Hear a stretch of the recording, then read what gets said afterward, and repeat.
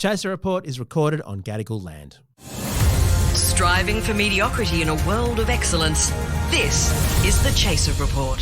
Hello and welcome to the Chaser Report. I'm Charles Firth, and with me today is Dom Knight.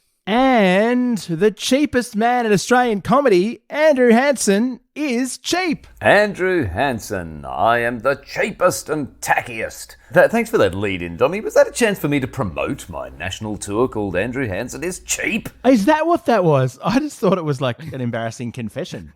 Oh, you haven't heard of the tour? Oh, well, yeah. Well, by coincidence, I am doing a show about how to save money in these very, very pricey times of ours. By giving it to you? Yes, basically, yes. If you could hand over your money in the form of a ticket to my show, that would make my life easier. Probably not yours, but... So Andrew, can I compliment you on your sort of topical, touchstone topic that you've chosen this year for your show? Where you've focused on the one thing that people who are poor are thinking about, like the cost of living, inflation, the fact that every dollar counts in their family budget, right?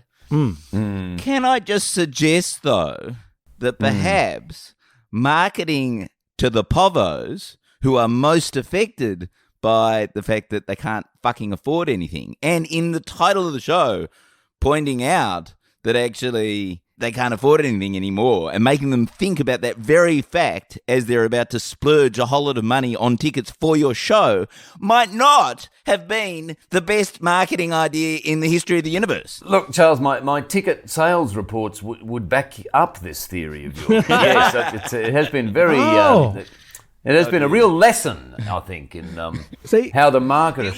Hang on, I think it's genius. I'm surprised to hear that, because I would have thought what you would do with that title is capture people with discretionary income to come and laugh at what povos have to do to keep their heads above the water. You've also been sitting there going, "Oh, they'll have to economise." That's what I've had to turn to. That's what I've had to turn to. I've had to sort of, go to Forbes and people like this to sort of get their mailing lists so that I can market the show just to wealthy people. They'll have to drink Aldi Sauvignon Blanc.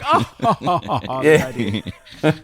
And have you started writing songs like how terrible the changes to taxing people who've got $3 million in their super accounts is? Like, is that, have you had to sort of shift subtly into like, oh, the poor millionaires, Well, they're the people who are suffering the most, aren't they, Charles? I mean, we talk about the cost of living, the cost of being a super rich person. It's devastating. Yes. I mean, all that money that they don't... You know what the opposition's honest to God opposition to this...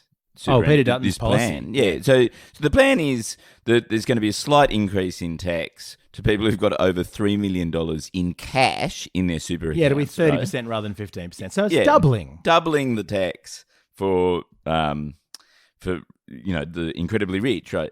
His thing, and there was an op-ed about it yesterday in the paper, in the Australian, of course, was that what about the sort of people who have a lot of cash but are actually otherwise completely asset poor? Like they don't have a house. They've got to spend $10,000 a week on rent because for their Harbourside mansion. Like they're going to do it hard. And so what I've got a thing that I think that the Labor government should actually intervene in this policy and actually and essentially take into account that very correct critique that the Libs have got going, which is I reckon they need to introduce for this tax a hardship test, right? And the idea is that if you can prove that this tax will cause you genuine hardship, then all you've got to do is ring up Centrelink and make your case. Give your sob story. Fill out a few forms with Centrelink. We all know how easy that is, and you can be exempted from that tax. Right. Well, because Peter Dutton came out of the gate, I think, faster than he ever has on any policy, and said, "Oh, we're going to repeal that. If we win government, we're going to repeal this thing. This is a big problem. He's coming for your money." Yeah. And by your, he means an incredibly small. I think it's something like 0.5% of the population. Yes. And the hilarious thing was I just read an opinion piece in the Herald which said what a brilliant move of Albo to wedge the government, the opposition on this, because they'll have to cancel it, and everyone will go, "Oh, the government's taxing the rich, which is popular in times like this. But I do think it's a slight flaw, though, in Labor's strategy to target, because it literally only targets basically billionaires and multi-millionaires, right? Peter Dutton, in other words. But yeah, Peter Dutton, but also people who own media companies. Like, I reckon one of the key people who is going to be most affected by this policy is Kerry Stokes, right? Maybe actually you shouldn't write policies that directly affect the tax planning of the people who make up the stories about you on Channel 7 and Channel 9. Like, well, it would have been much more sensible to raise the super on, say, the bottom 99.5% of people. Oh, yeah. Because the media companies would have just gone, a great day for equality or something. You know. That's right. I'm so with you, Charles. We should definitely kowtow to media bosses. Yeah. More. I mean, I think that, they have us too easy. Comedy reviewers, Andrew. So Andrew, how is your show going? Like, ticket sales, whatever, but creatively, is that why happy? You've come on the podcast? The ticket sales, we finally got well, that's you to right. Yes, so the reason I'm here, of course, is to let you know about the tour, and that you have to go to mrandrewhansen.com to find your millions of tickets that are still available because of my marketing nous not being strong enough. No, creatively it's very nice because the audience sit there and they have the best night of their entire life, and then I leave at the end of the show. And can I just ask, do you do any songs? I do a lot of songs. There's plenty of songs. There are. Yes. How did you guess, Charles? Is it because I have a piano and a guitar on the stage? Is that a clue that there might be a bit of music in the show? A little bit of music. So and how long are you still in Adelaide for? Like, will we be able to? Because I'm coming to Adelaide. Well, I know now you're doing. Can I come and see you? Yeah, no, you're doing a show as well, aren't you? No, I've specifically made it so that my last show is this Sunday, the 5th of March, so that I can avoid. Andrew. That gives me a perfect excuse not to have to see your show, which opens the following day, I think, doesn't it? Yes, that's right, it does. But you're doing Melbourne, aren't you? I'm going to properly do Melbourne like an artisanal sort of, because I gather at Melbourne and Adelaide, they're different sort of festivals. You're supposed to run the show like a shop. It's meant to be, or restaurant. It's supposed to just be there, open every night, because people, it's different in other cities. In other cities, if you want to see a show, it's like, oh, I'm going to go to the theatre. I'm going to book a ticket at that marvellous big theatre. Whereas in Adelaide and Melbourne, they're these proper festivals where people just sort of wander in, and they're on for 4 weeks, and people just show up, and it's like walking into a Chinese restaurant saying, oh, what'll I have tonight? Maybe the chicken chow mein or something. Whereas, here you just go, well, which show will I see? Maybe Andrew Hansen, maybe Charles you're the discount chicken pad thai, aren't you? Yeah, I'm the one in the Bain Marie. I'm the one that's been sitting there all day in that tray. And I've got to say, kudos to this. And people go, oh, I loved that 20 years ago. I might have another try of that. It's always the veg. It's always the cheap one in the Bain Marie is always the one with the vegetables, isn't it? It's always the one that's sitting there, this kind of soup of like wet bits of broccoli that are really soggy looking, and soggy sitting with those sort of soft. Yes, and they got those soft rectangles of I think it's bamboo or something. Those little squishy rectangles. And those mini corn. Oh yeah, the baby corn. The mini corns. My show is full of mini corns. Actually, you are extremely corny. That is true. Hey, Andrew, I have some bad news, though. I know you're here to plug your show, but I'm afraid you are no longer the funniest musical comedian working in Australia. You've got an opponent. It's someone who has been doing some very impressive work in recent years. I'm not sure if you're familiar with the work of Mrs. Governor General, Fiona Hurley. Oh, she's brilliant. Apparently what she does is when there's an event at, Is she still there? She's still there. The Government House or Yarralumla. So wait a minute, wherever. That means, is David Hurley still the Governor General? He's still the Governor General at everything. How is he not resigned in disgrace after he approved Scott Morrison's secret ministry scandal because thing? If he had resigned in disgrace, the nation would have lost its first songbird. I don't know whether you've heard about this, but what she does is whenever there's a formal event, and apparently this now features in diplomatic briefings for new ambassadors. They warn any new ambassador going out to present their credentials to the GG that his wife, Fiona Hurley, is going to want to sing. And she almost always sings "You Are My Sunshine," and she changes the words. And apparently, at the end of one of her recitals, they all stand up and sing "You Are My Sunshine," and you've got to face the person next to you because you're telling them that they're your sunshine. Have a listen to this. Have you seen the Coldest 100 on Twitter? She won the title this year. She was number 1. This is Song for the Invasive Species Solutions Trust. Australians love native animals, they're unique and bring us joy. We've had a sad invasion, feral animals who destroy. The Centre for Invasive Species Solution needs some help. Let's think of our environment, Aussie wildlife pain is felt. And it goes on from there. Pain is felt. It really is just like the worst teacher in all the history of kindergarten getting up and plinking along. So, Andrew, you've got some competition. God, is she trying to drive up extinctions by playing a song of the invasive species? Every species on Earth will be like lemmings, just racing off a cliff to avoid the next song. The Chaser Report. News you know you can't trust. I love that she's got the perfect audience because nobody who attends the Governor-General's residence, they can't boo. If you're an ambassador, your diplomatic relations are on the line. Yeah, but also, like, diplomat trained in being polite. Like, literally. Exactly. But you should do your show in front of diplomats. That'd be a captive audience. But there's little golf claps in between every song, little polite claps. There is a bit of a scandal, though, involving Mrs. Hurley, Linda Hurley, this week, because she took things a bit too far, I must say. She turned up to to Lismore, a community that has already suffered so intensely in the floods. Our hearts go out to all of them. The most expensive disaster in Australian history. Yes.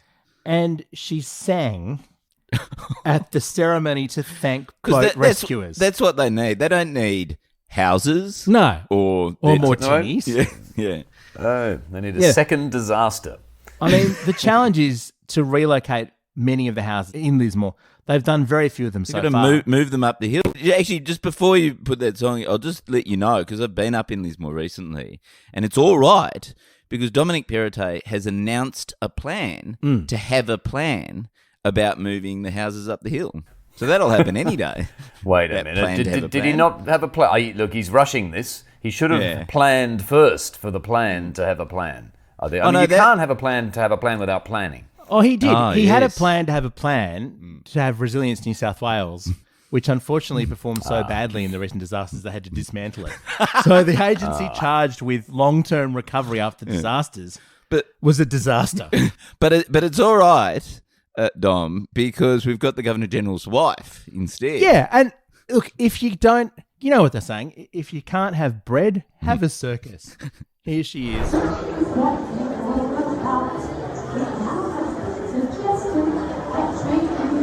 Everyone's talking. Oh, right.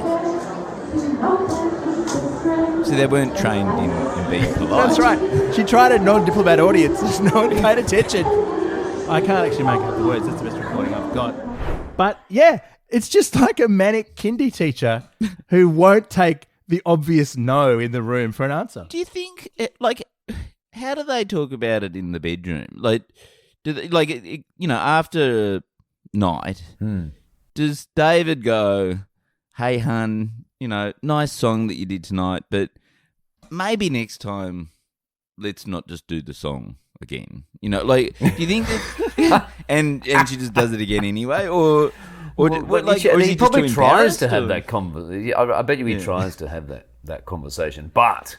the problem is his wife doesn't listen because she's too busy singing "You Are My Sunshine" in his face. Well, I'll tell you what, Lismore does actually need... Actually, isn't that cruel? Isn't it cruel coming to a flood-affected region if performing "You Are My Sunshine"? Apparently she also does, and this is from The Guardian a few years ago, she does sing it in the rain. Well, I'm glad she didn't bring that out. The Government House staff, she honestly believes that it's a nice thing for the staff at Government House. Can you imagine? Apparently, a lot of them have briefed the media on how much they dislike having to do this. Oh my God. She's done it for war widows. I mean, is there no limit? Andrew, I really think you're in the wrong business. I think you've got to get your partner to become Governor General. Yeah. And then you've basically got it made. I can roll out my songs. It doesn't matter what quality they are. The audience will have to enjoy it. Yes. It's a funny thing, the Governor. Are there many jobs where your spouse is expected to participate in the job at an equal level to yourself? I mean, how annoying that would be if your spouse was, had some awful job, like they were sort of having to be like a crime scene cleaner-upper or something. It's like, and I have to. You're telling me I have to do it too, just because we're married? I mean, Linda McCartney. Sing, you are my sunshine. The other thing is she's clearly not trained. Like her voice. Oh, for shame, Charles. You can tell when the voice is trained because they have all these tricks, right? Andrew, you'd know. You've got a fairly well-trained voice, don't you? You sort of... No, I know. Well, I was never trained, but I'm just arrogant enough to think I can do it. But maybe she should book me for some lessons.